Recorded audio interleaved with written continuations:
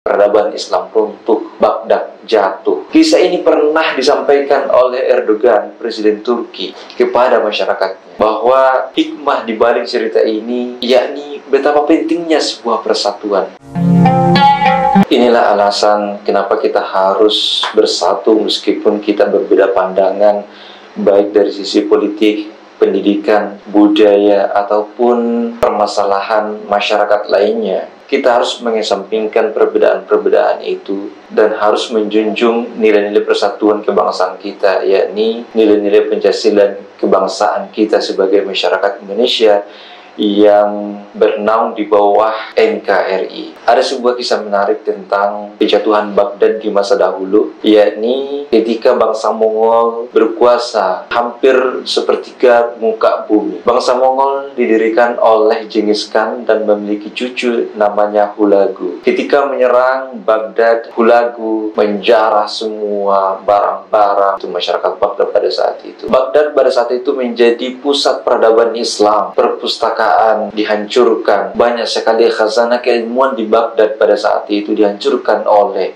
pasukan Hulagu. Dan yang terjadi adalah peradaban Islam runtuh, Baghdad jatuh, dan Hulagu mendirikan markas besar di luar kota Baghdad. Dan Hulagu pada saat itu hendak bertemu dengan ulama yang paling alim di kota Baghdad. Namun yang terjadi, tidak ada satupun ulama yang berani menghadap Hulagu karena dikenal sangat bengis dan kejam. Tetapi salah satu guru madrasah bernama Kadihan berani menghadap Hulagu. Kadihan tampangnya sangat polos, tidak berjenggot, dan tidak memiliki wibawa keulamaan menurut Hulagu. Tetapi pada saat Kadihan menghadap, Kadihan membawa seekor unta, seekor kambing, dan seekor ayam. Lalu ketika Kadihan menghadap ke Hulagu, Hulagu mengatakan, "Apakah mereka hanya menemukan Anda untuk menghadapku?" Kadihan pun menjawab, "Jika Anda menginginkan orang yang lebih besar dariku, maka di luar ada onta. Jika Anda menginginkan orang yang berjenggot, maka di luar ada kambing. Tetapi jika Anda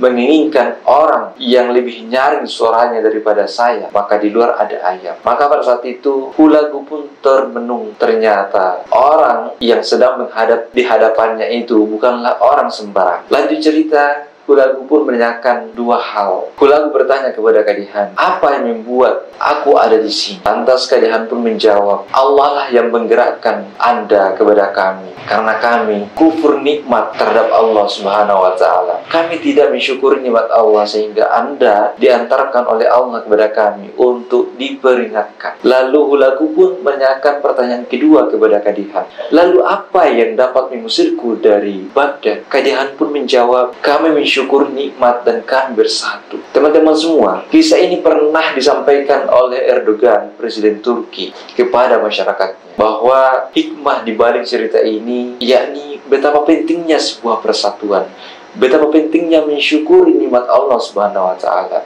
Kita di Indonesia, meskipun berbeda-beda pendapat, ada 714 suku bangsa, ada ratusan bahasa, ada belasan ribu pulau yang ada di Indonesia dengan berbagai suku bangsa, tetapi mampu disatukan dengan Pancasila. Ini adalah sebuah anugerah Tuhan yang sangat besar, yang patut kita syukuri. Mensyukuri dengan tidak menyalahgunakan wewenang yang diamanatkan rakyat. Mensyukuri dengan menjalankan amanat undang-undang yang telah diberikan kepada kita. Dan tentunya sebagai pejabat dan sebagai masyarakat, kita harus mampu memposisikan diri kita sebagaimana mestinya, bukan menyalahgunakan posisi yang kita emban saat ini.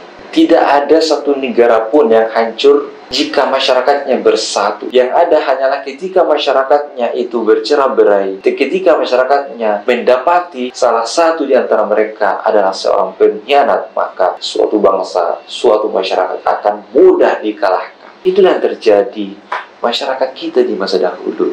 Kenapa masyarakat Indonesia mudah diadu domba?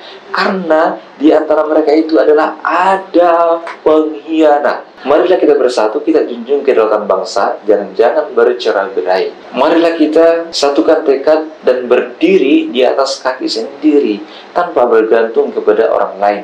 Karena ketika kita menggantungkan diri kita terhadap orang lain atau bangsa ini bergantung kepada bangsa lain, maka tunggu kehancuran bangsa ini.